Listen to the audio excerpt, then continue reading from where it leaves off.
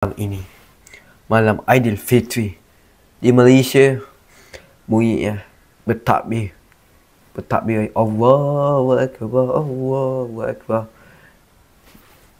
di serata Malaysia, tetapi tidak di United Kingdom kerana ini kan negara Islam. Ini adalah negara yang kita boleh kata dia Kristen dan kita tak boleh kata dalam agama satu, tapi dia bersekilat negara yang liberal.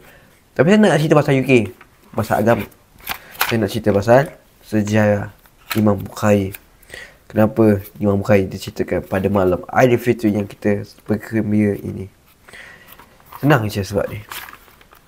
Sebab malam inilah Imam Bukhari meninggal dunia. Ya, Imam Bukhari meninggal ketika kita semua berseronok. Di malam Aidilfitri.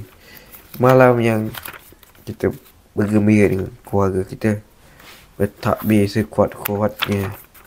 Ketika malam di Malaysia main mercon, ketika itulah Imam Bukhari pada beberapa tahun yang lepas meninggal dunia. Sedih kisah ini kalau kita nak ceritakan. Jadi mari kita selami kisah beliau. Nama sebenar beliau ialah Abu Abdullah Muhammad yang dilahirkan pada tahun 194 Hijrah bersama dengan 809 Masihi. Dilahirkan di Bukhara, Uzbekistan.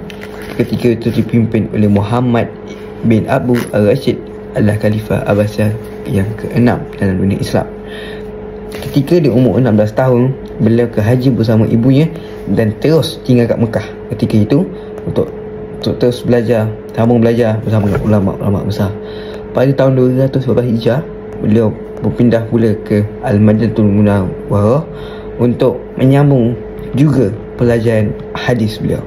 Dan sebelum beliau menghembuskan nafasnya terakhir, beliau difitnah kerana dikatakan bahawa Al-Quran itu makhluk Allah dan diiktiraf oleh ulama, sedangkan benda itu adalah tidak benar, dan meninggal dunia pada tahun 256 Hijrah pada hari Sabtu malam Aidilfitri. Terima kasih semua kerana tengok video ni. Jangan lupa like, subscribe, share dan follow untuk anda mendapat video-video terbaru daripada Ilmu Channel. Terima kasih. Bismillahirrahmanirrahim. Assalamualaikum warahmatullahi semua. Saya Akil Ahmad, Ilmu Channel daripada UK, mengucapkan selamat Hari Raya Aidilfitri. Maaf tak dapat kali semua. Tahun ni saya nampaknya beraya di perantauan.